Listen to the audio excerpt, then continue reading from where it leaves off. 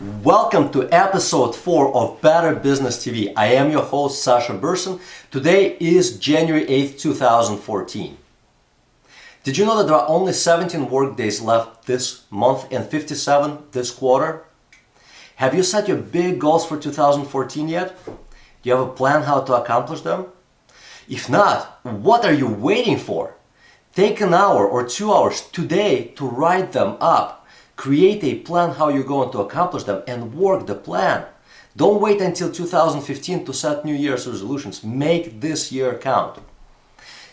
If you need a little bit of help, we can share with you a better business guide that will help you set up your goals, write out the plans, and check out some really cool strategies how to accomplish your big goals.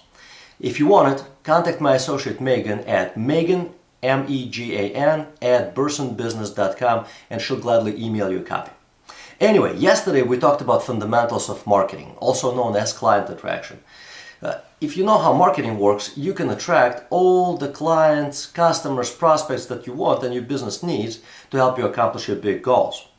Today we're going to change gears and talk about something dirty. Something that most people cringe when they even hear the word. Everyone is doing it, big and small. Most people hate it.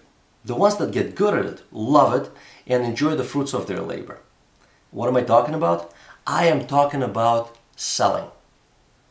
Absolutely everyone, young and old, is involved in selling because selling is nothing but influence, an ability to transfer your thought, your ideas to another person and help them decide whether it is something that is good for them or not good for them. To clarify it further, here's what sales really is. When you have someone make an inquiry, so you attract a client, a customer, a prospect, they make an inquiry, they make a phone call, they stop by your office, they send you an email. What they have at that point, most of the time, they're not ready to buy. They have questions. So this is what the sales process really is. They ask questions, you present them with information. In the process, they decide whether what you have for them is right or wrong for them. It's really that simple. It's a Q&A. The better you are at presenting your information, the higher the likelihood that people who really need and want whatever it is that you have to sell will actually buy it from you. Can't be simpler than that. So how do you organize a sales process that really works for your business? It's really quite simple. Think about the top 10 questions, top 10 objections that people give you when they are thinking about buying your services or your products. Seriously, right now, take out a piece of paper, write them down, and then think about the top 3 answers that you give them to each one of those questions. Next, think about when those questions pop up and see if you can present information, those answers, to your prospects before those questions even pop up.